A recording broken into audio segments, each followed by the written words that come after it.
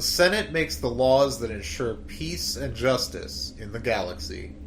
It is meant to keep chaos and lawlessness from taking over. But what if the senators are not safe? What if they are about to be attacked by powerful and sinister forces? Under the watchful eye of Supreme Chancellor Palpatine, Anakin Skywalker and Obi-Wan Kenobi must counter the threat to the Senate, or the whole galaxy might be thrown into a violent darkness.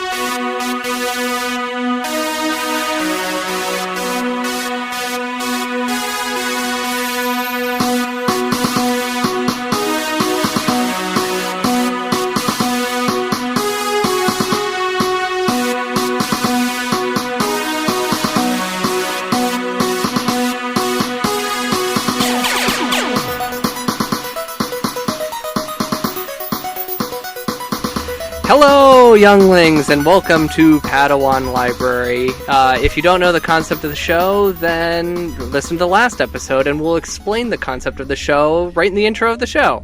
I'm Levi Paratic. This is a wonky opening, and with me is Tim May. My name's Tim, and the show's about, junior Star Wars novels. It's not that hard. Yes, and the show could also be argued that it's about an 85% Jude Watson podcast. Listen, yeah, we're well over halfway through the Jude Watson catalog, and that means we're halfway through the podcast, basically. Yes, we are. Now, when the light of the that it was revealed that Jude has written the Rebel Force books, Alex Wheeler herself. Alex Wheeler, yes. Now, do you remember way back when we were first starting about Jude Watson with Jedi Apprentice number 2, I mentioned that on her website it said she wrote 44 Star Wars books? Yes. Okay, well that number's obviously changed, but I wasn't sure, so I went back in, I've done some research, and I have counted exactly how many that we know she's done. So, she has written, including the 6 Rebel Force books, 53 Star Wars books. That's incredible. So, and how many have we covered? What number is this? Do you have that? I didn't look that up. Okay, it's 20 with Jedi Apprentice. 21 with Jedi Quest hardcover, and then this is 9, so 30. This is our 30th one. Yes, because we've done. We did the journals. We did the Amidala journal, and she also wrote the Darth Maul. Yep. So this is 32. 32. We've done 32 out of how many? 53? 53. Oh, man. We only got 21 left. Wow. We're over halfway. We need to make sure... The only one that we don't have, locked on the calendar... Well, calendar, you know what I mean. The only one that we're not, that we haven't talked about covering that we do need to cover is the Leia journal, right? She did that? Yes. That's the first thing she wrote for them. Why don't we do that right before we do Rebel Force, since then that'll lead us into talking about... That's perfect. Yeah. That's perfect. So that'll be in 6 months or something, guys. Get ready. All right. Also, she's written 3 shorts that we also have to cover on the show. We're going to. We'll cover one of them, we just decided, on our Jedi Quest wrap-up episode. Yes. Which is coming in 2 weeks, so... Yes, and why don't I go through the schedule right now? Yes. So you're listening to Jedi Quest number 9. Next week we'll be doing Jedi Quest number 10, the final showdown. That's next week, which is the 13th, correct? Correct. I need to be telling the dates too, but that's when it's the story is building. You can feel it in this book. Oh my the God. story is building. So much crazy stuff is happening. It's so crazy. Oh, yeah. I'm out of breath at how crazy it is. So then after that, on March 20th, we're doing the Jedi Quest wrap-up episode. And then we're going to follow that up on 3/20. I guess I have 27th. Yeah. This episode's actually going to come out on a Sunday. It's going to be 3/29. We don't need to explain now, but then we're doing Science Adventure. But that weekend we're recording in person, basically. So yes, so it's going to come out a couple days late on a Sunday. So, yeah. Yep. That'll be fun. Yes. But that's we're doing the 2 Jude Watson science adventures. So these are the second books that she wrote for Scholastic under Star Wars. She also has a co-author on these books, a man with a PhD. Yeah. A true scientist. So there was only 2 of these books, and they are about C-3PO and R2-D2. So we're going to talk all about those, and that's on the 27th, and then, April 3rd, correct? Yes. All right, and then the following week we start Boba Fett, correct? We're gonna. Oh, so we do the 2 episodes for the science adventure, and then we're going into Boba Fett. Yes. And we're gonna do the first 3 Boba Fetts, and then we're gonna jump back into Jude World, and do which one's the first one? Legacies of the Jedi. Legacy. Yeah, you're right. Legacy. All right. So yeah, the big Clone Wars book, and we'll do. Secrets of the Jedi. Secrets of the Jedi. We'll do that after the last 3 Boba Fett books. So, and then we'll figure. We're doing that because it's the Clone Wars. That takes us into early June, right? Or late May or something. Yeah. It's somewhere in there. It has to get us through May. Yeah, that should get us through May. So, and then this summer we'll probably do Last of the Jedi, but that's way off. We'll get there. So we'll get there.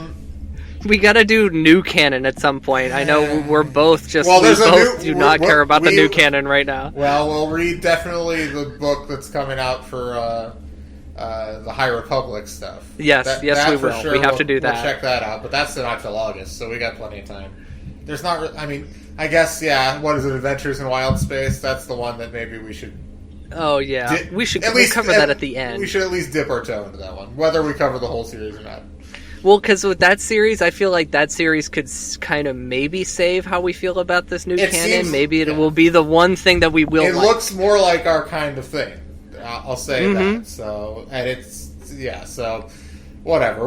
We're definitely we're on a pretty good pace right now. That we would probably finish all the Jude books by the end of the year for sure. Yeah. So that means we're going to be close to the end of the show, but there's still a couple other odds and ends. We got to finish Galaxy of Fear. We got to all kinds of stuff still has to get done. But you know what?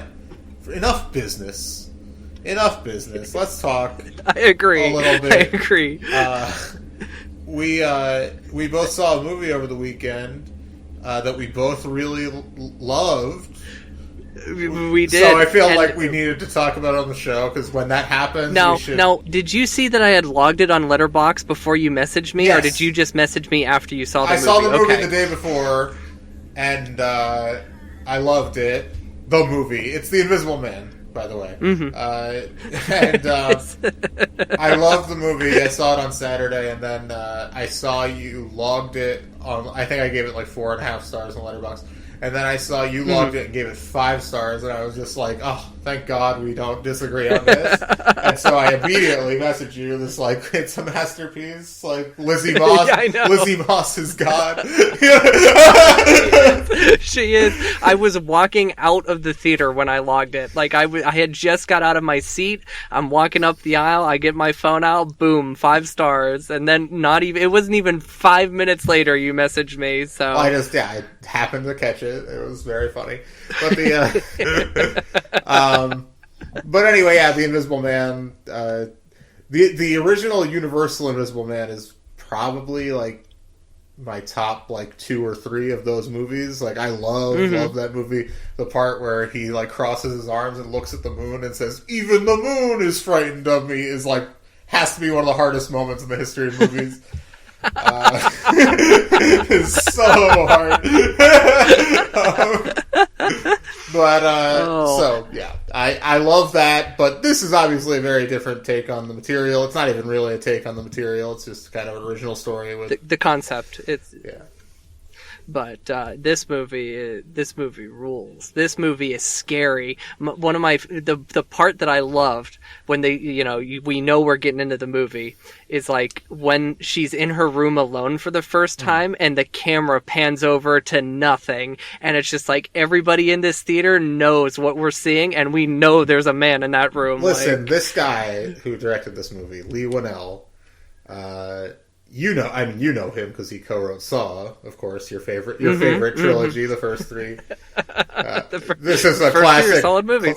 Classic in-joke with us that you used to talk about how it's a great trilogy by itself. Very funny.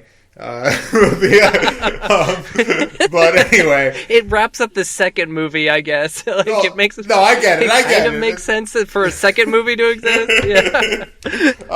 But no, so anyway, but he co-wrote Saw with James Wan, and he's been around for a long time, but as a director, he directed like one of the Insidious movies or something, but he made this movie a couple years ago called Upgrade that was fantastic. It's like a early like James Cameron movie, like vibe-wise, and like just the action rules, and I was like, this guy's really talented. And this movie, I'm just like, this guy is like the best new genre, like popular genre director. Like not like arty genre, but like populist genre director I can remember coming along in quite a while. Like he's just like the control he has over like over every aspect of this movie is pretty incredible. Like just the the way the invisibility is handled.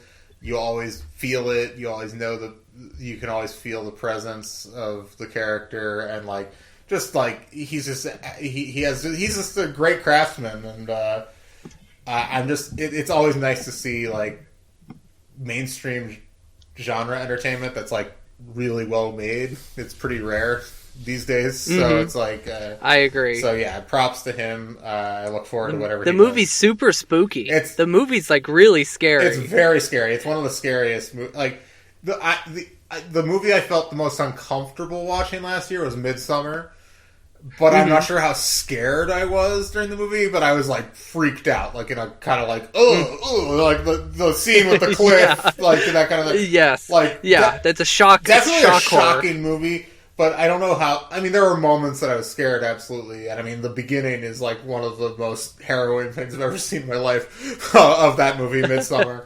But but this was just visceral, like, scares. Like, I don't remember... It's been a while. Maybe since, like, It Follows, for me. Oh, yeah. So, I agree. It was even a moment in the trailer. Like, I know it was a moment in the trailer, but when it came up in the movie, it was so genuinely shocking when it happened. When she pours the paint on him, and like you see him for the first time, and that like I jumped at that. Well, and also we have to talk about Elizabeth Moss, who is our favorite person alive from Mad Men, obviously Peggy Olson forever. But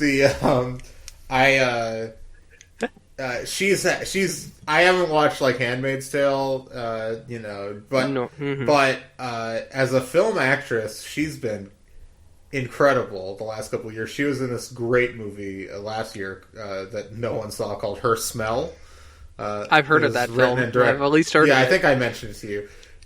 It's written and directed by Alex Ross Perry, who made... I don't know, did you see Listen Up Philip with her and Jason Schwartzman a few years ago? It's the same guy. That movie's also very good. But Her Smell is like... She was robbed of any nomination. Well, I think she was nominated for like an Independent Spirit Award or something, and she lost to like Judy at the Indie Spirit Awards. Get out of here, Indie Spirits! Like, what are you doing? But anyway, she's great in that. And she's incredible in this. Like, our friend of the show, Sam, who's a huge Universal horror guy, he saw the movie after everybody here, and I was just like, you better put some respect on Lizzie Moss's name. Like, she better become one of your like favorites. And he was just like, she was really good, man. So, yeah. The way she's just like in the scenes, like you believe her, like her terror, like it's such a just harrowing. She's so convincing. Such a harrowing situation. Like, it's just so like.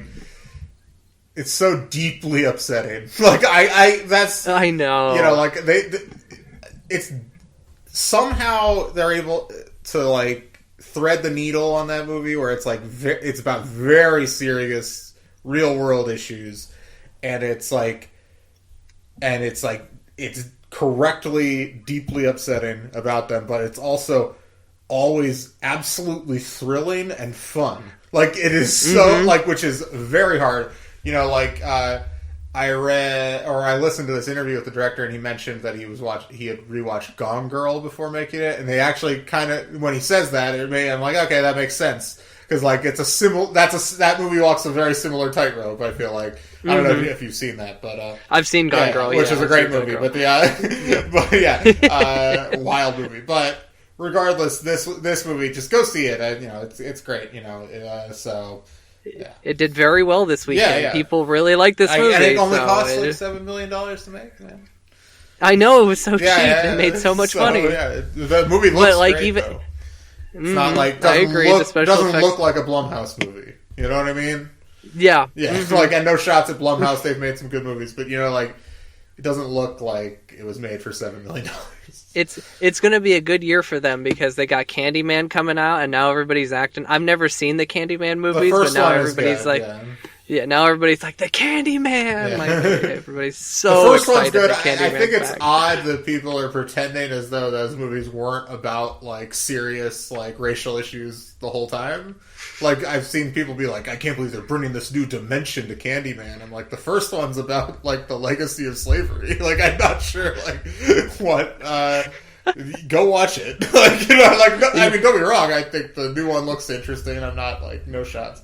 I'm looking forward to it. And Tony Todd's back, so that's cool. Oh, good. I was wondering if he was back or not. But but yeah, and the guy, the main guy, Yahya Abdul-Mateen II, he was in Watchmen. He was great in Watchmen. I won't. Oh, okay. I won't All say right. anything else about him in Watchmen, just because you still haven't seen it. So, I'm gonna grab the. I got the graphic novel at my parents' house, so I'm gonna grab that and give it a good reread. So, all right. Well, yeah. So that's Tim and Levi at the movies. Hey. Yep. But yeah, I've seen 3 movies this year. Invisible Man's the easiest number 1 of all time. The other 2 were, whatever. Sonic the Hedgehog. Birds of Prey was okay, and Sonic the Hedgehog is terrible. Don't believe anyone who says it's good. It's so bad. I liked Jim fine. When Jim goes on a big riff about hating out-of-town weddings, like, I was like, that's funny. I laughed at that. And that's about it. Like, he was just like, he goes on like this whole like thing about just out of town weddings. It was very funny. But I was like that. It's like, it has nothing to do with the movie. I guess spoiler alert. I'm not going to see this movie. Does Tails show up in the movie? Spoiler. Yeah, in a post-credit scene. Okay. What about Knuckles? Is it just Tails? Knuckles, no, but there's echidnas at the beginning, and they kill Sonic's for this movie like mother figure who is like an owl who looks like one of the owls of Ga'Hoole from the Zack Snyder movie.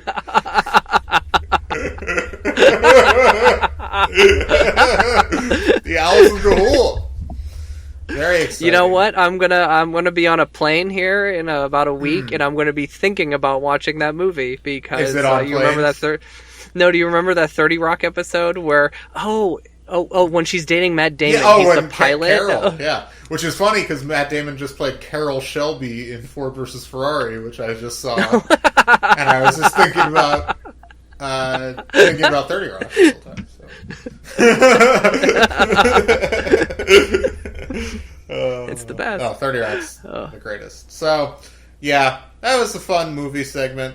I know our fans love those, I'm sure. I don't know. We've never heard any negative feedback, really, about talking about other stuff. But only one movie, I feel like we got some negative feedback. Well, yes, of course. We were but always going to get negative feedback about that. But when we agree on a movie, we should talk. Yeah. I feel like it's just we owe it to the audience like to inform them that we are friends. All right. Anyway, so yeah, when we get back, we're going to talk about the penultimate book in the Jedi Quest series, The False Peace. Stay tuned. Welcome back to Padawan Library. I'm Tim May, here as always with Levi Peretic. Hola. Hey, so this week we're gearing up for the end of Jedi Quest. It's coming. This one snuck up on us, I feel like, because Jedi Apprentice was nice and long. It was like the first 6 months of our show was Jedi Apprentice, basically. So, but this one is just kind of been a slow rollout. And especially after our break, I was like, we still got a while to go, but it's like now we're only one book to go. So this week we got the False Peace. Great title. It's been a short season. It's like, this is a TV series. Jedi Quest is a TV series. It's been a short season, but it's like it's been building. It's every book. It's a new little step up. I've been I feel like maybe I've expressed some lukewarm feelings towards the series at certain points. But I have to say, I like looking back, like it's very well structured and well plotted. It is. And this one it's fantastic. So it's been a constant crescendo, whereas Jedi Apprentice has highs and lows, and because it has those lows, we when the highs were high, we made some of our highs high because of those lows. I feel like I think that's possible, but also just I think the breadth of it, because it was so much, it was like twice as long basically. I think it just even if there were some weaker books, the room to breathe allowed it to feel kind of maybe grander in scope. But it also has two main arcs as well. It has two, the Xanatos, and then everything with Tall, of course. Tall, so. So we'll talk more about the comparisons and all that stuff in our wrap up episode in a couple weeks. I want to announce before we get into this book, though, I cried in this book. Oh, I wonder. I'm trying to. I think I know what. Okay. Okay. All right. So this book. Let's start with the cover quick. It's a terrible cover, but it got me excited because Sheev is on it. I know. I've been excited for this book for a long time. And listen, I mentioned probably on a show recently that I've that Rise of Skywalker dampened my excitement about Sheev to some degree. But you know what? This proved that not really. It might dampen my excitement for any future Sheev content, but this was just delightful. I know there's some moments in here that are just chilling. Chilling is all I'll say. Yeah, there's a moment with Obi-Wan where he brushes against him. We'll get into that. We'll get into all of it, but yeah. So, yeah, should we just get into it? All right. Yeah. All right. So we start off on the planet Faline, and Faline is a factory planet. This is where our Jedi team of Obi-Wan Kenobi and Anakin Skywalker, along with Suri Tachi and Ferris Olin, have tracked down Genasan Arbor and Grena Omega to. Remember, Anakin put the tracking device on the ship, so it's been only a little bit, and it's a factory planet. And because it's a factory planet, they have a district called the Yellow District, and it's in a constant haze because of all of the pollution from the factories. Yellow haze, they could have called this Braze. Reference to last week's episode. Braze, baby. Braze for days. Anyway, Purple so they're... Braze. Purple Braze. I was referencing Purple Haze, the Jimi Hendrix song. I took it a step up. Purple Braze. I love Purple Rain. The dissing of Jimi Hendrix in my presence. I'm sorry. I thought of Purple Rain. Don't get me wrong. Prince is my favorite artist of all time. But come on. Prince also, I'm sure, barely exists. Certainly, Purple Rain doesn't exist without Jimi Hendrix. So that's very true. Let's be fair. That's very, very true. All right. So on this factory planet, They learn that a factory has just been built and that it's wildly unsafe because when they built it, they were bribing the government safety officials, so nobody did the inspections. And so they go to this factory because they think, well, Grand Omega's got all this money. And they see there's a demonstration going on outside. It's being led by a woman, and they want answers for the death of 4 people. And they break down the gates, and when they break down the gates, they get attacked by some droids. There's a big droid battle. Big droid Obi-Wan battle. and Anakin go undercover in the factory, Mm-hmm. and then they find evidence about Grand Omega's wrongdoing, but then the factory gets destroyed, and it gets flooded, and they get flushed out, and Anakin and Obi-Wan and Siri and Ferris all are like, God damn it, and then they have to go back to Coruscant and and hopefully tell the Chancellor directly. Boom! Yeah, well, crushed that first 40 pages. Yeah, you did, because Mace Windu says they have to come back. They were afraid because there's apparently some wild anti-Jedi movement going on in the Senate. I want to point out in these first 4 pages, at one point, Obi-Wan and Anakin have to clean the factory using a hydro mop and a repulsor broom. Broom. I thought that was some funny Star Wars objects there. There was another Star Wars. I forgot to take. Oh, this is not okay. This isn't new, but I was just thinking how funny Plastoid is. Oh, what a delight. Plastoid. Oh. Plastoid armor, Plastoid walls. It's very useful as a building material. Oh, man. Plastoid. I hope that it's the production of Plastoid doesn't harm the planet it's produced You know on. what? In that damn Disney hotel they're building, Yeah. I better walk in there and be like, is my sleep couch ready? Are these walls made of plastoid? I need somebody to send me a repulsor broom. The maids, the housekeepers should have repulsor brooms and hydro mops. Yes. Absolutely. Yes. Absolutely. All right. Okay. So they have there's some wildly anti-Jedi movement going on in the Senate. And then Sheev wants to see Obi-Wan and Anakin specifically. Let's see here. You just read this book. I read this book. I finished this book on Sunday. Yes. And guess who's leading the anti-Jedi movement? Bog Davinovan, or something his name is. It's Bog Davinian. I did say at one point to myself as I was reading it, I said a Bob Divine. That's a Bob Divine, which is how I read it the first time. I don't know why. That's how I read it, and then I was like, "Who's that?" And then it was Bog Davinian. Bog Davinian, who, if you remember correctly from the 3rd book in the series, the Dangerous Games, which is still maybe my favorite book in Jedi Quest. We'll get to that in a couple weeks. But he is our old friend Astri Odo's husband. And Astri Odo, you might remember, was the daughter of Didi Odo, who is the former owner of Dexter's Diner. Right. Who was a big character in Jedi Apprentice, a friend of Qui-Gon's. And there's a connection here because Astri Odo was the one who helped Obi-Wan free Qui-Gon Jinn from the clutches of Genazan Arbor. Absolutely. The way these character arcs just keep intersecting with themselves. Love it. The Judeverse is so rich with its own mythology. I love it. I love a lot of her original characters.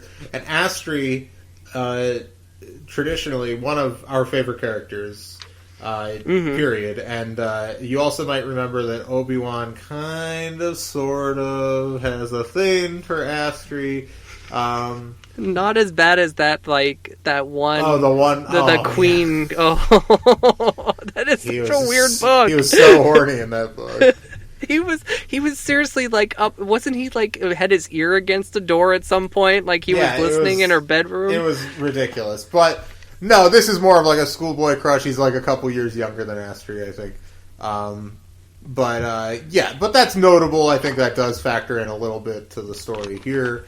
Not like not in a way that I'm going to talk about. Not like Den and Andra, the classic, just couple that wants to get down or anything. But they're a couple. They've been through something together, and they will always be there for each other. And that's what happens here. Because our issue with Bog is if you remember, was he was basically corrupted. He's a corrupt politician right from the beginning because of the Comrades Guild basically paid him off to lie, and that's how all that shit went down at the Dangerous Games. And go back and so listen now, to that episode. Yep, so now he's a senator, and he's a corrupt senator, and he's leading this charge, and frickin' Sanyo Sauro is behind him.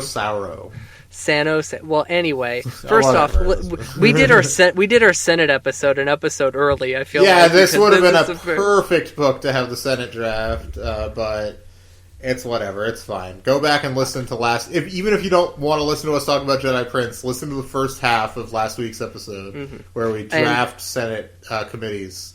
It's incredible stuff. I made a graphic. I want to explain. Sano has not an official image of him, so I just put a picture of Salieri from Amadeus as him, because that's who I kind of imagine him as. F. Murray Abraham. Yeah, I could see that. Yeah, he could be that. So anyway, there is a big trial, and this is the trial of Tita, the ruler of that one planet that got overthrown last week, or from 2 weeks ago. 2 weeks ago. I can't remember the name of the planet right now.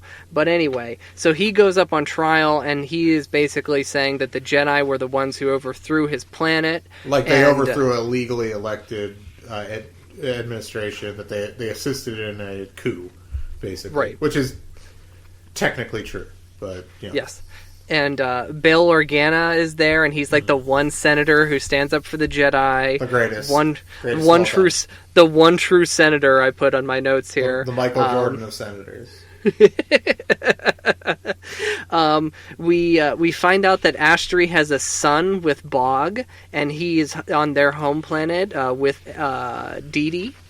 Her dad, if you remember. Yes, and there's something about, like, she's not warm to Obi-Wan. Like, he knows that there's something wrong there. There's fear in her, so that's something that comes in very later in the story. Meanwhile, while this is all going on, Anakin is hanging out with Sheev. Oh. And this is some interesting stuff. So Sheev here, basically, he's trying to school Anakin on how government works. Anakin's getting Government 101 with Sheev here. What page are we on?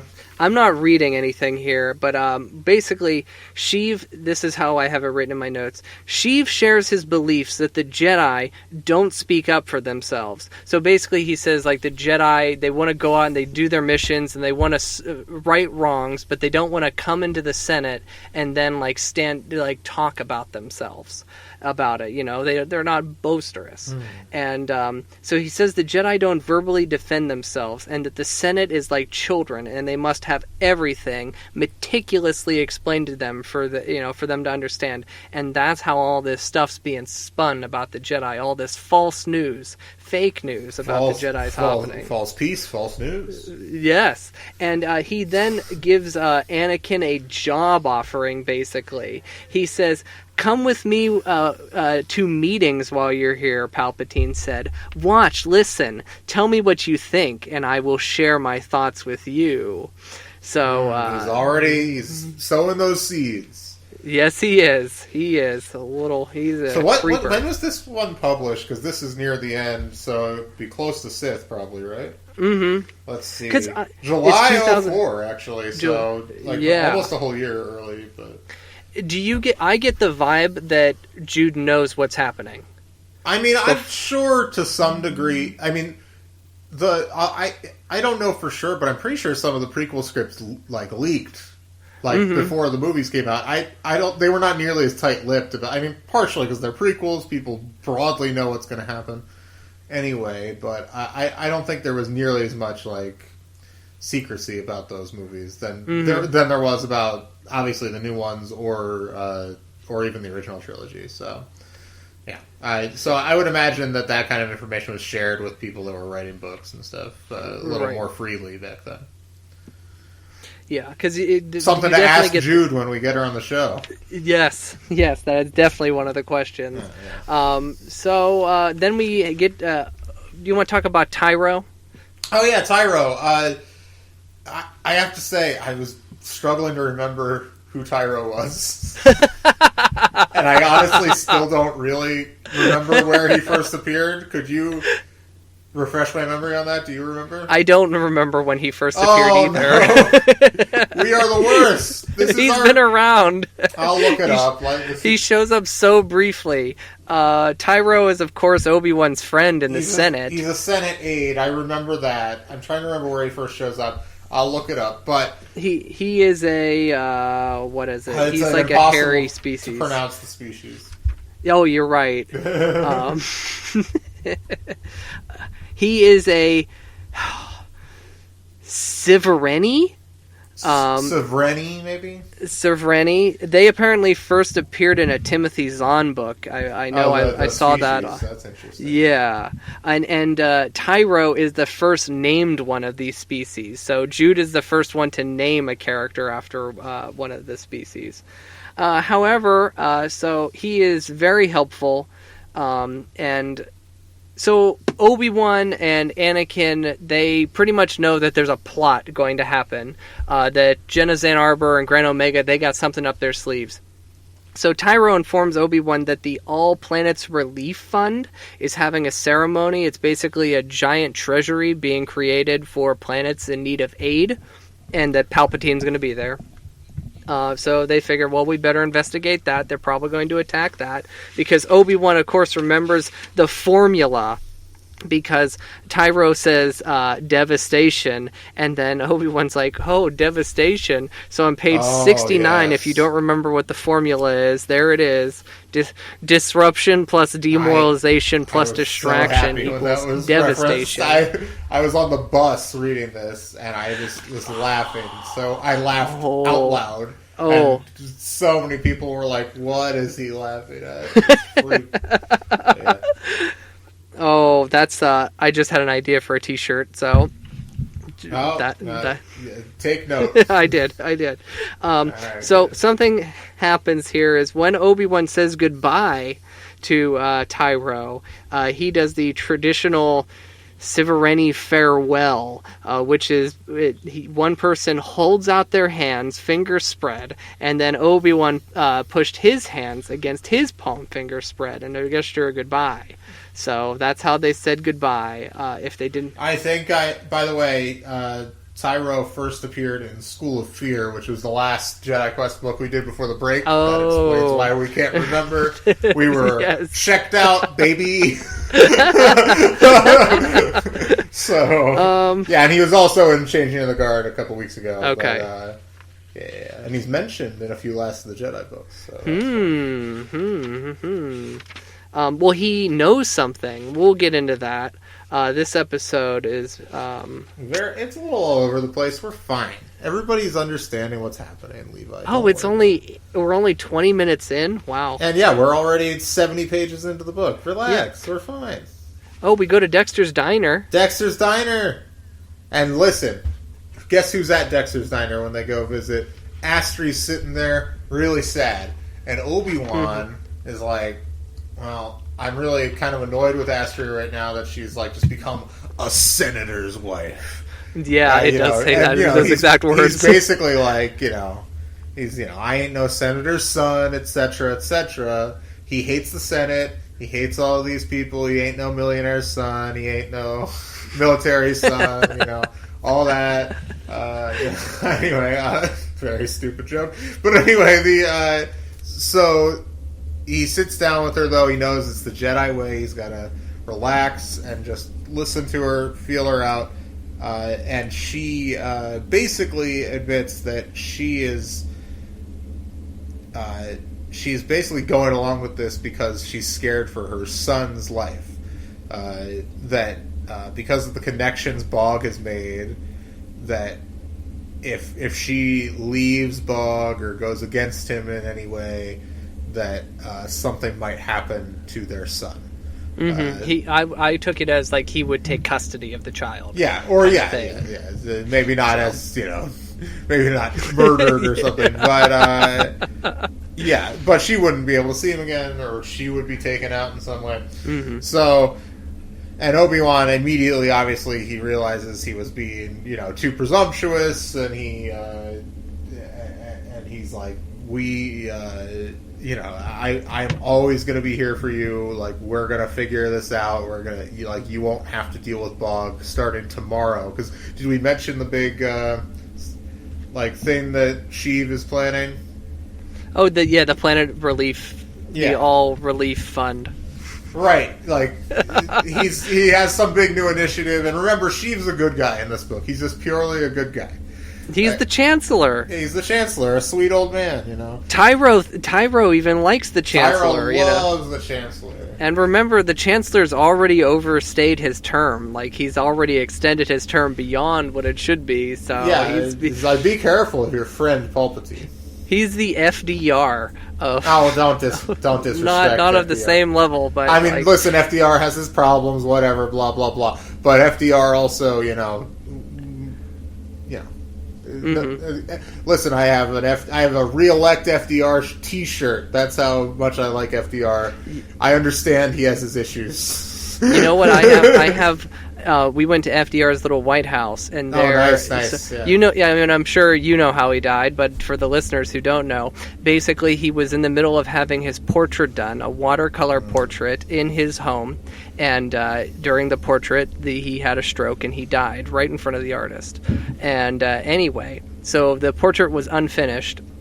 And they sell 8x10s of this portrait at the gift shop. So I bought this one, and I put it in a frame, and then for some reason I hung it above the toilet in my in-laws' bathroom. So anytime I would use the toilet, I would be staring into the eyes of a man moments before he passed away. So, you know what? We always need to keep that in mind. Live every moment to the fullest, like FDR. He was sitting in a chair with a blanket. He was just, had a table in front of him. He was just sitting there getting his portrait done. He was doing all right. With his, companion secretary or something. I don't know. We should not keep going deep on FDR. But anyway, so. How do we even get on that? Sheev. Sheev has already extended his term. Listen, the difference with FDR is that FDR ran again and won freely those 2 more times, and there was no term limits at that time. He's the reason there are term limits. So, it's whatever. We were very lucky to have a mostly good president that decided to run 4 times. That do that. Yeah. But but anyway, so I always think of this moment in the Ken Burns Roosevelt's thing. This always pops in my head, all the time. Is they're telling this, one historian's telling this story about at Roosevelt's state funeral. Mm-hmm. There was this guy on the side of the road that was completely shattered, was on the ground, writhing around, crying, and somebody walks up to him and says, "Sir, did you know the president?" And he said, "No, but he knew me." It's just one of the great, wow. What a great, it's just a great story. It may not even be real, who knows? But regardless, I love American history. What can I say? For all its issues. But Star Wars Jedi Quest number 9, The False Peace by Jude Watson. We are in the middle of the book. Sheev has extended his stay, but he's a good guy in this book. That was the point we were making. Yes, that's where we were. So he's but this whole thing, they basically figure that the plot is to assassinate Palpatine. Is what they essentially they deduce this. Yes. They think that during the ceremony, Jenna Zan Arbor is going to release her whatever the the relax zone. What was that called? What are they called? Yeah, I don't remember what they're called, but the thing that Anakin, she used on him... Right, and she would use it on the crowd. Book. She would use it on the crowd, subdue everybody, and this is where they would assassinate Sheev Palpatine. And then Sanyo would, the idea was maybe he would have a vote of no confidence and assume the chancellorship himself. But no, they're thinking if they kill Sheev, then he'll run for chancellor. He'd be able to just run for chancellor and get it in the chaos. Mm-hmm. So basically, and remember, this event is some sort of thing that's it's about it's basically like an urban renewal type bill, but galaxy wide. So and this ceremony is happening right outside of Dexter's Diner. So remember, Dexter's Diner is just a pretty urban area. And Dexter says this is the kind of area that this is designed to help. It's cool, Dex. I'm happy for you. She definitely is looking out for you. And also too, Dex is Dex treats the Jedi like they're cops. So anytime the Jedi come in, they get a free meal. So remember that. And he talks about making his bantha soup or something, and how he leaves the hooves in while boiling it. That's where it gets that good flavor. But anyway, so let's go to the heist, where they think it's going to happen. So they think it's somehow involved with the tunnels, the water sewers, because of the tunnels that they found at the factory. They, in the beginning of the book, seem similar to an actual place. They weren't just actual functioning tunnels, they were for experiments. So they think that's how she'll release the toxin. So the Jedi stake the place out. As the ceremony's happening, they figure out that the royal guards, the blue royal guards, are slamming the gang, the thieves that the Jedi impersonated in the previous book. Yes. And so they go in, they stop them, but then they realize that Palpatine is fine. This was not an assassination attempt on his part. So I don't remember where we go from there. Well, basically, they're chasing after all of them, and Genis Ann Arbor and Granta Omega reveal themselves, and basically they reveal that the plan wasn't just to kill Sheev Palpatine. It was to release these, Doombot type creatures, droids. In the Senate. Into the Senate. Not during the ceremony. Not during the ceremony. While the ceremony's going on, they're going to basically murder the whole Senate, is the idea, or a lot of it. Mm-hmm. And so all the Jedi, basically, during this time, they've gotten Sheev out of the Senate, and Obi-Wan's left Anakin, you need to watch after Sheev.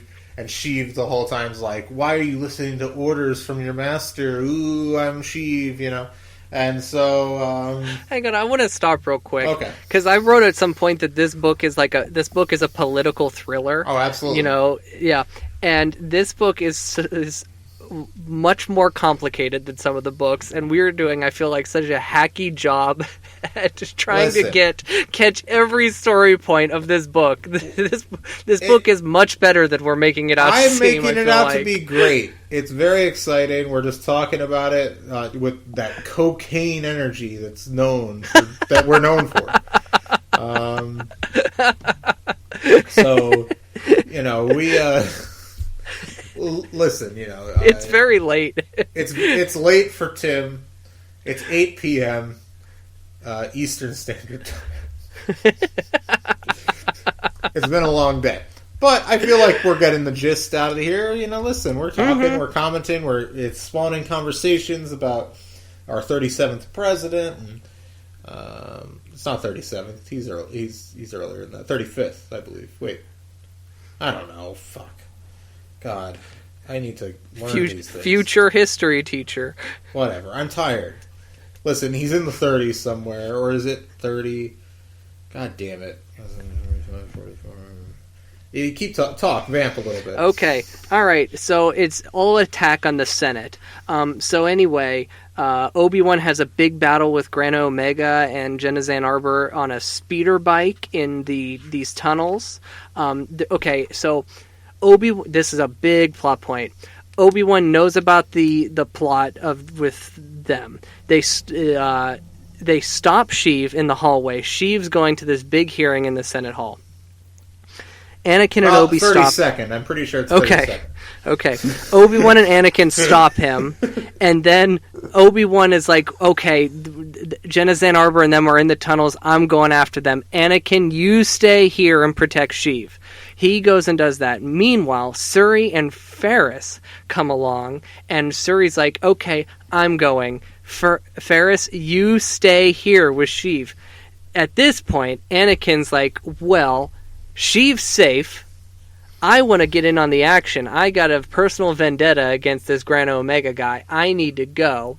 And Sheev's like, yeah, you should probably do that, Anakin. That's a good idea. I don't need your protection. Always sheeving. Always sheeving. I'm writing that down. Yes, always. Yeah, basically, yeah. And like I mentioned, they figure out the plan, which is to kill all these senators, and so Obi-Wan it has to begin fighting these droids off by himself and protecting the senators. But then Siri shows up and Anakin shows up, and Obi-Wan at first is of course very upset that Anakin disobeyed his order, but obviously he needs the help defeating these droids and protecting these senators. So.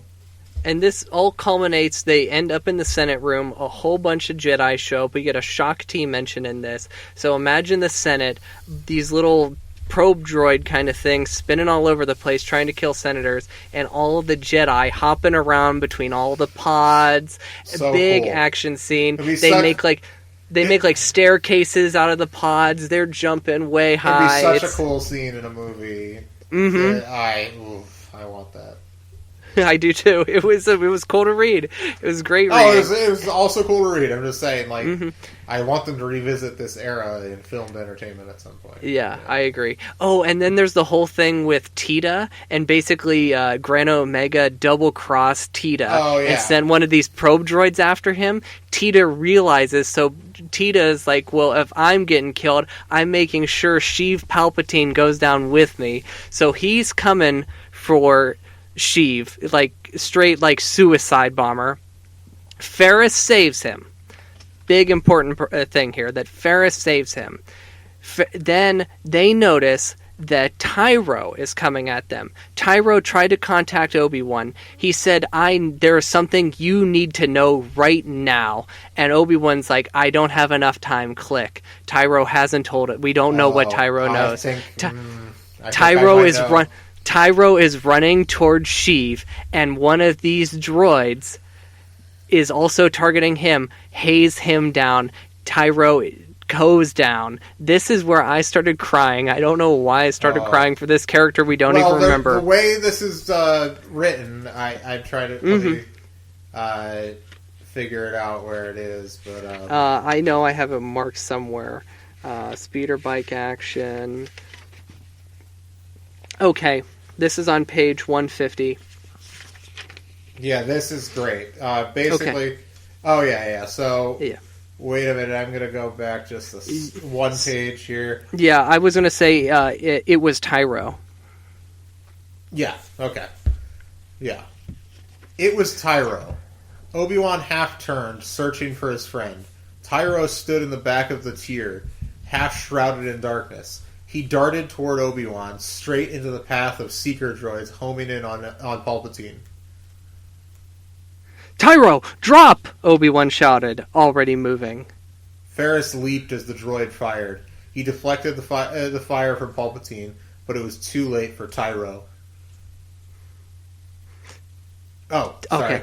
Okay. It's okay. We are out of it today. We are. We really are. Disaster. Tyro fell on his knees, riddled with blaster fire.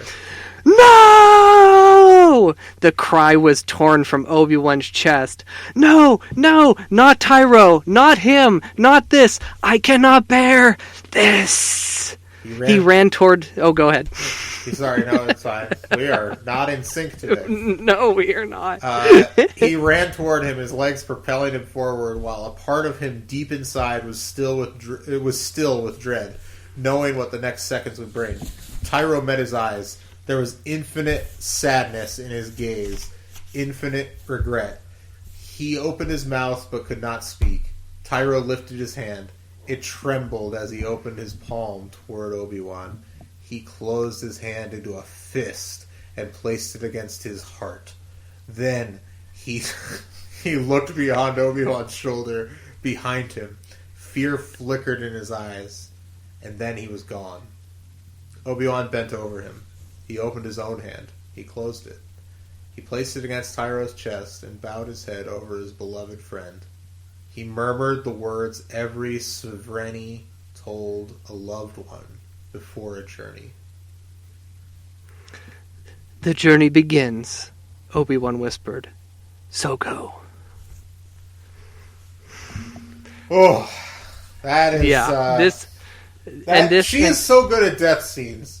Because this is a character that we just were both joking that we did not really have any connection to. We had no memory of where they first appeared. But you're right, it gets you. Just the desperation that Obi-Wan is feeling, like, not Tyro. Like, I cannot bear this. Like, you know, Obi-Wan's lost a lot in his life, especially here in the Jude books. And another friend gone.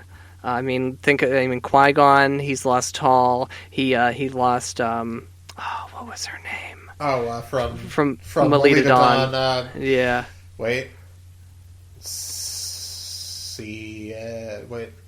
Oh, we are embarrassing today. We are so embarrassing today. This is a bad episode. You wanna start over? The episode? Yeah. No. This is gonna have to be what it is. It's fine. This is not our worst episode. At least we're not screaming at each other. I can't even remember her, like, the other dude's name, like the terrible dude from Melita Dawn. Like Neeld and Sarasi. Yes! We made it! We only are, like, supposed to be the foremost experts in this nonsense. I apologize to our listeners. There's definitely other people out there who know this better than us. I'm saying, like, in a front-facing way. We host a podcast. That's true. That's true. Well, anyway, sorry. Death. Oh, but she's like so good at death scenes. That's still, to me, the top of the heap. The Sarasi death in Jedi Apprentice.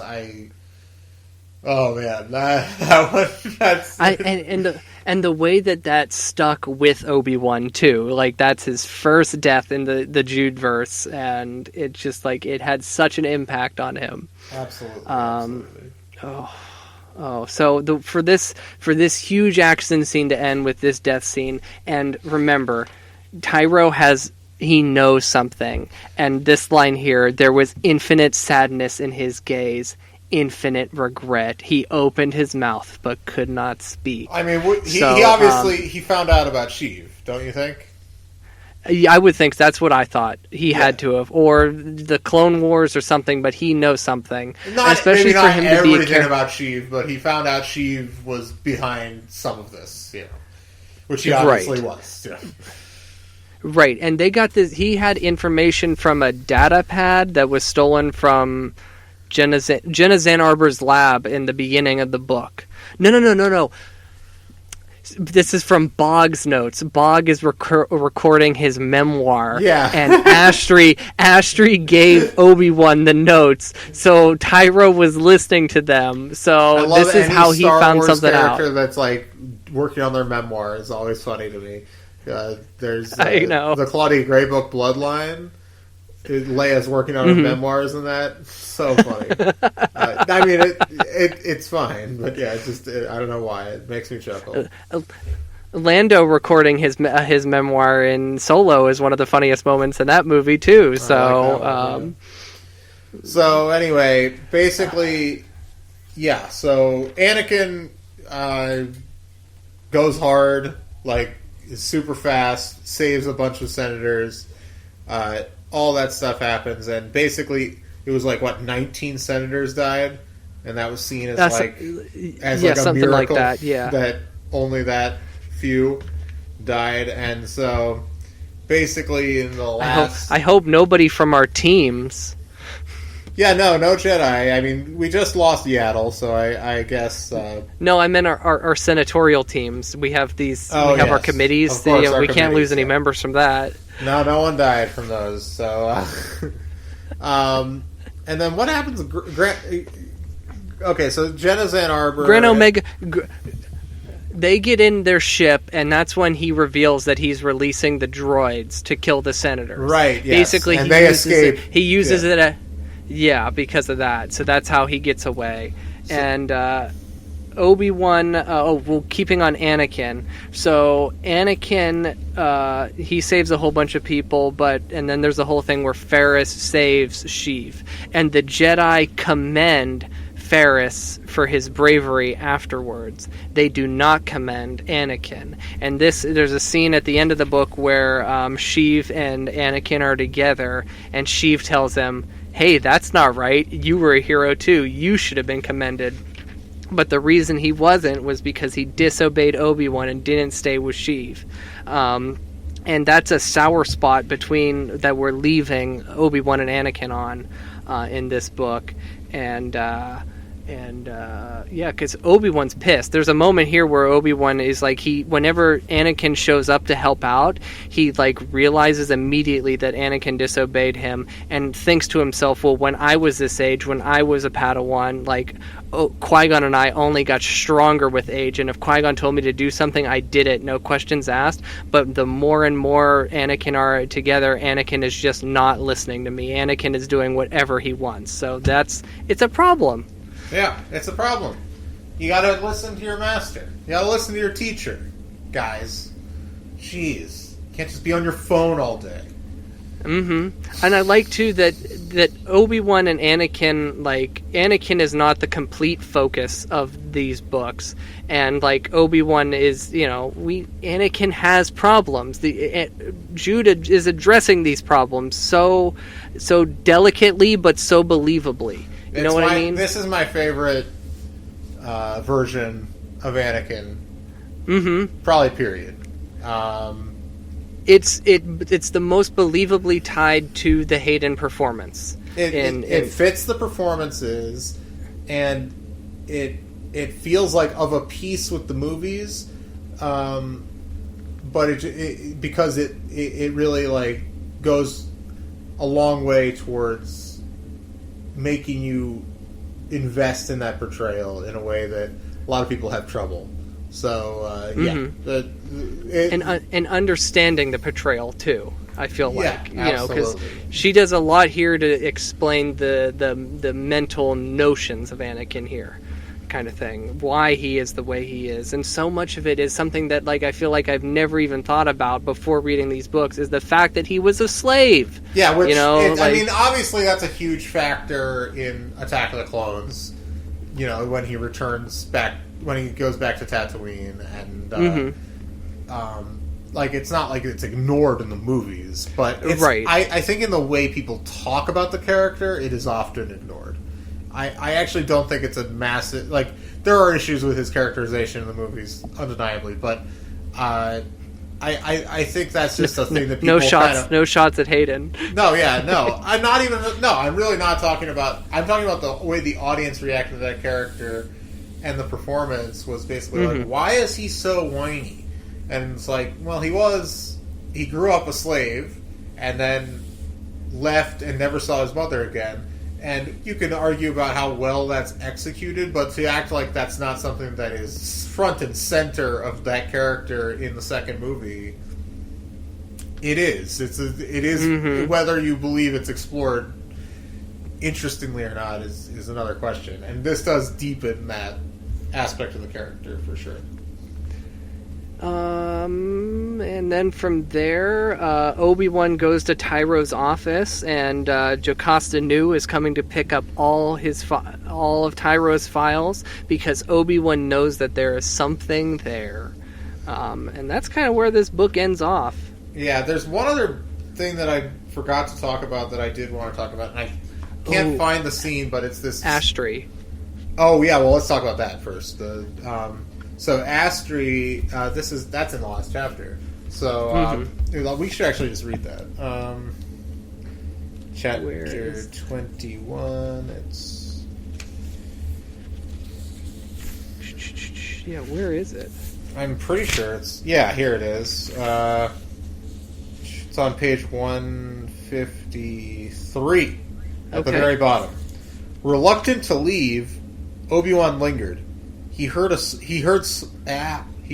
soft footsteps outside in the hallway, and Astri appeared in the doorway. "They said I could find you here," she said.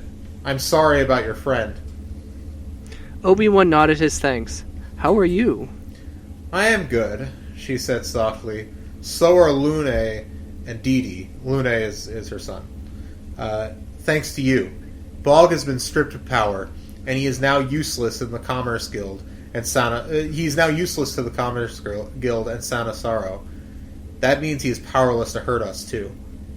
And a moment we didn't get to earlier, but there's a moment before this where Obi-Wan he finds Astri, they're outside of Dexter's diner, and Obi-Wan is like, "Hey, look over there," and she looks inside the diner, and her son and Didi are in the diner. Oh my god, we forgot that. That's embarrassing.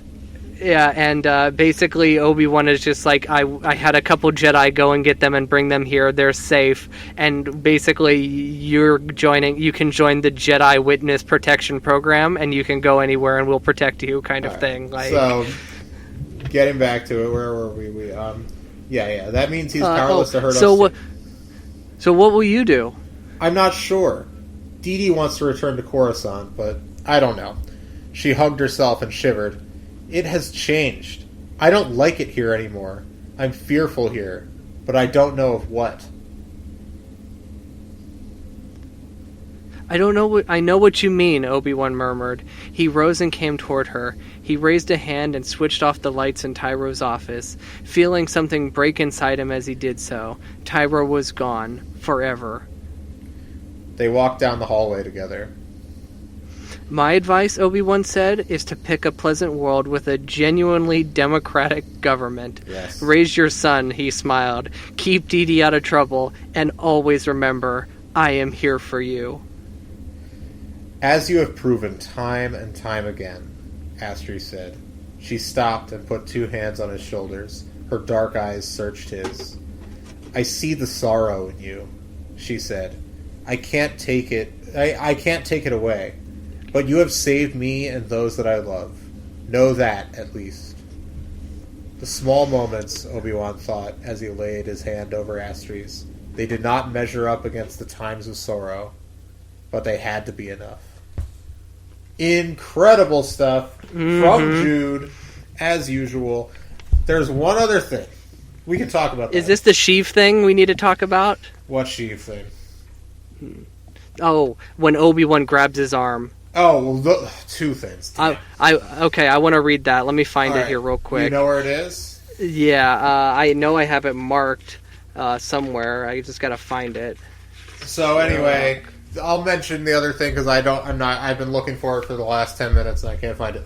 But there's a scene with Obi-Wan and Mace Windu in which Mace Windu is kind of questioning how the Jedi go about their business in the galaxy. He's like, maybe these people are right to some degree. Maybe we should be here more, involved more in politics. This is the downfall of the Jedi. This is once again, Mace Windu proves to be the face of the arrogance of the Jedi in their waning days. But although also I feel like it's introspective. I think he's talking about like, well, maybe us being the galaxy's police isn't the best use of us either. Right. Maybe it'd be better if we're here and we're involved in like helping people's lives. You know, like he's like, what's happening tomorrow, which he meant the thing with the urban renewal plan. She's urban renewal. She has such an understanding of just like what is going on, like what George is like. It feels like she has such an understanding of the story George is telling, and like and just like helping enunciate what he's telling, and giving just an extra layer to it. It definitely deepens. People love to talk about Clone Wars being something that deepens the prequels, and I agree with that. But this deepens it in the same kind of ways. You really the world of the kind of last days of the Old Republic. It's a really rich landscape, largely because of expanded universe stuff, and that includes later on Clone Wars. But it's just something that I think I love those movies, and I've come to love them all to one degree or another. But like, it's stuff like this that's like it makes it my favorite era to just read about when it comes to Star Wars. They're not my favorite movies. It's not my favorite characters, but just the setting is so fascinating and so rich, and there's so many more layers to unpeel and discover. And Sheev just once again proves what a great character when he's not in Rise of Skywalker. Yep. He's a clone. We all know. We weren't going to talk about that. He has no motivations, and apparently I saw some headline that said like they had discussed bringing him back from the beginning and decided not to. Had they brought him back from the beginning, maybe they could have salvaged that whole storyline. Maybe it would have worked in Rise of Skywalker, but it doesn't work like it's convenience. Yeah. Anyway, whatever. We don't need. Speaking of Sheev, on page 118. Is this the one? The Obi-Wan yeah. Okay. Ahead they saw Palpatine walking. Obi-Wan skidded up to him and pushed him into an empty meeting room. When he touched his arm, he was shocked at how thin the Supreme Chancellor was. Yet his arm was like braiding of Durasteel, ropey and strong. Something clanged along Obi-Wan's nerves. Some feeling, some instinct that made him to want to recoil. He felt dread well up in him, and he wondered if he was too late. Too late after all. Perhaps there was something he had not seen, something he was missing. Obi-Wan felt suddenly confused. So he touches Sheev, and this feeling. He gets this feeling, but he doesn't recognize what it is. Remember how they treated it like it was a spoiler if you knew that Sheev was Sheev? Whatever, that Palpatine was Sidious. I wonder, like, it's just like things like this. They're just hinting at it so dramatically. They really are. It happens in the movies too. I remember in high school, I had a teacher, my band director. He was real excited for Revenge of the Sith, and he goes, "I have a theory." And I'm like, "Oh yeah, what's that?" And he goes, "That Palpatine guy is the Emperor." And I was like, "He is." And he's like, "Oh," and I was like, I spoiled it for him, but. Wow. That's hey, if it worked that way for some people, then that's great. There's another moment with there's another moment here where basically Palpatine he's got to go. Palpatine's doing something, and Obi-Wan's telling him, "Hey, you're going to get assassinated here." And basically Obi-Wan says here, "But you can't, Supreme Chancellor," Obi-Wan argued. "But Master Obi-Wan, I must," Palpatine said softly. For the first time in his acquaintance with the Supreme Chancellor, Obi-Wan sensed something underneath his composure, just a hint of anger, striking as fast as a serpent, and then it was gone. Oh. So even Anakin notices something here about Sheev. Spending but you know this what? When time he notices that, he's like, I like that. He spends the last chapter admiring, like, Palpatine's gait. He's just like, oh, he's so confident.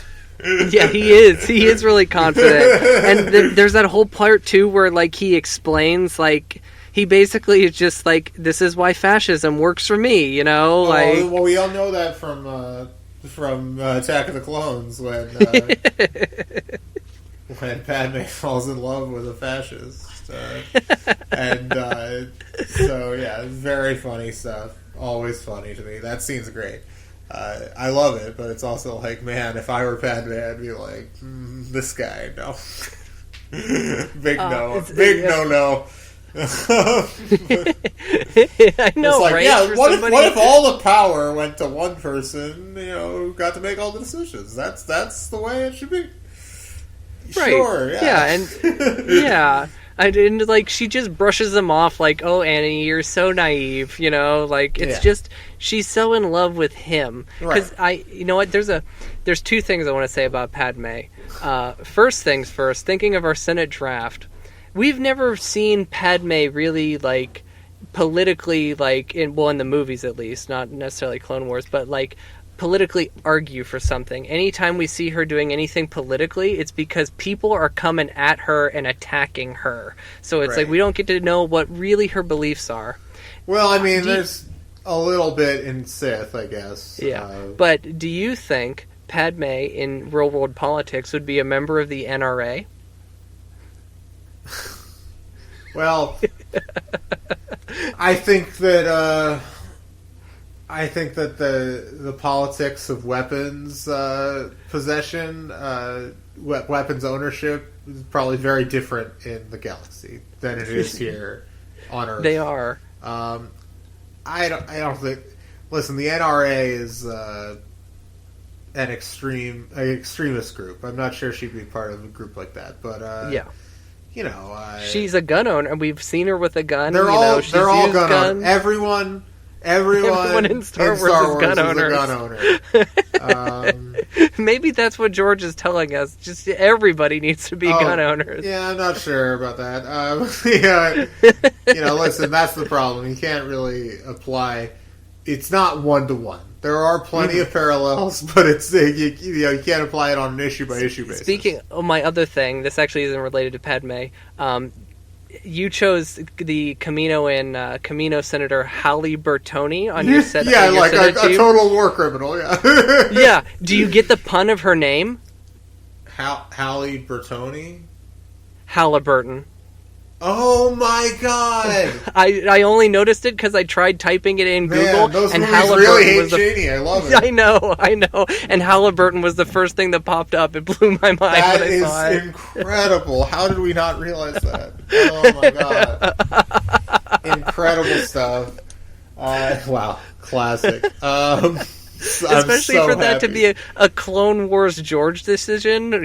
He's done with the trilogy. He's just like, oh yeah, name this character Halliburton.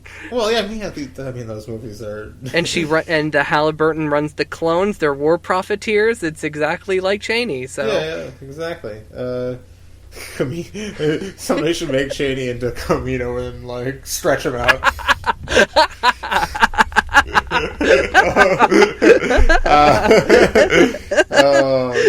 He loves the Second Amendment. He shot his friend in the face. So yes, he did.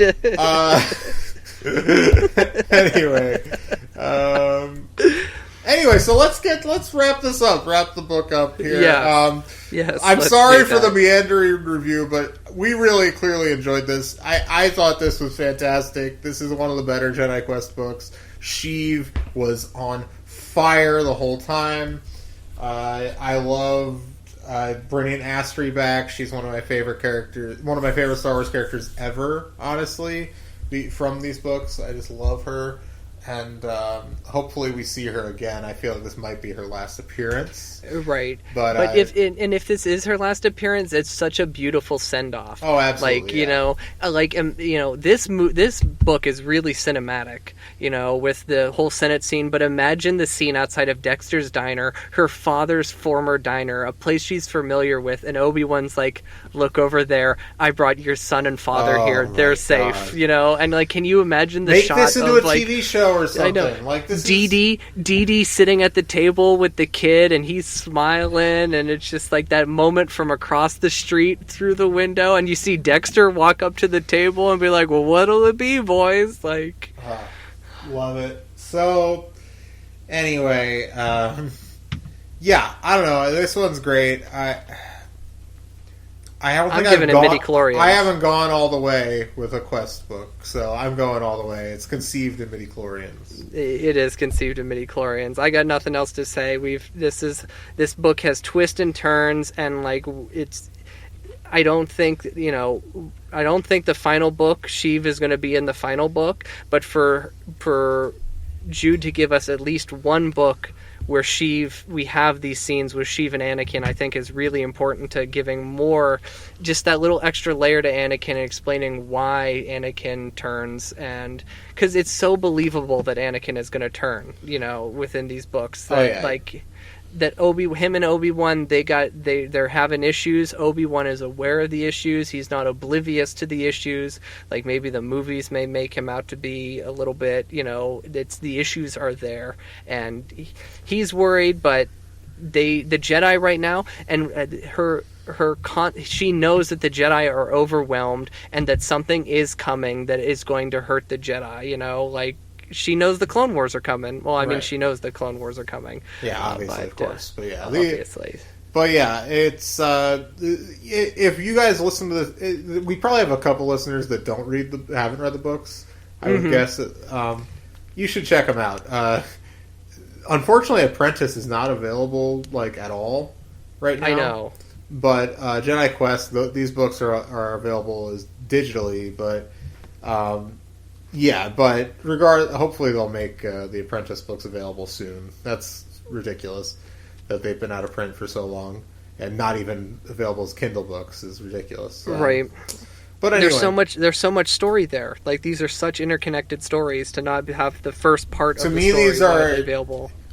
I'm starting to not finally, I've always loved them, but I'm starting to see the scope of the accomplishment here, because we're coming to the end of Jedi Quest, and Last of the Jedi seems like it might be kind of a separate thing to some degree. Obviously, there's some carryover elements, but I'm starting to kind of just appreciate the scope of these books, and I think it's one of the great accomplishments in Star Wars, EU Legends, new canon, any non-movie Star Wars thing, non-original 6 movies Star Wars thing, I'll say.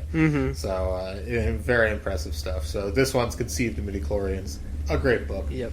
So eat your heart out, New Jedi Order. Get out of here. You're trying too hard. You were trying too hard from the beginning. Not that book. I think that's probably just wrapping up around this time. New Jedi Order. When this book was published. So, yeah, no, that stuff's very bad. But anyway, let's wrap this up. So you can get our T-shirt, our Until the Books Are Due Back T-shirt. Until the Books Are Due Back T-shirt. It's available on TeePublic. If you search for Padawan Library, you can find it. And also, I'll continue to put the link in the description here of the episode. It should be on YouTube too. Anyway, so get that. Check us out. Subscribe, rate, all that stuff. Apple Podcasts, etc. You know what to do. 5 stars only, please. And there's email, padawanlibrary@gmail.com, Facebook, Twitter, Instagram, etc. All at Padawan Library. Etc. Until the books are due back. Libraries closed. Padawan Library is hosted and produced by Tim May and Levi Peretic. It is edited by Tim May. Our theme song is by the Astral Project. Our artwork is by Freddie Funbuns. Copyright 2020, Tim May and Levi Peretic. All rights reserved.